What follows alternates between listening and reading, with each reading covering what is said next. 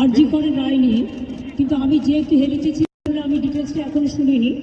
তো আপনাদের কাছ থেকে শুনলাম যে এটা নাকি যাবজ্জীবন দেওয়া হয়েছে। এটা আপনাদের কাছ থেকেই প্রথম আমি শুনলাম। আমার রিয়াকশন ইজ ভেরি ক্লিয়ার। আমরা প্রথম দিন থেকেই ফাঁসির দাবি করে এসেছিলাম এবং আজকেও আমরা সেই দাবিতে অটুট আছি। কিন্তু আদালতের রায় ন্যাচারালি এখন সবাই মিলে কি বলবেন আমি জানি না, বাট আমার কথা আমি বলতে পারি বা আমার দলের বক্তব্য যেটা হচ্ছে, আমরা 3টে কেসে আপনারা দেখেছেন 54 দিন থেকে 60 দিনের মধ্যে আমরা ফাঁসি অর্ডার করেই দিয়েছি।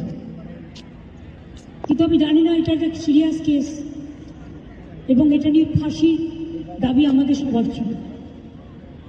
সেক্ষেত্রে বিচারের রায় নিয়ে আমি আমার কথা বলতে পারি।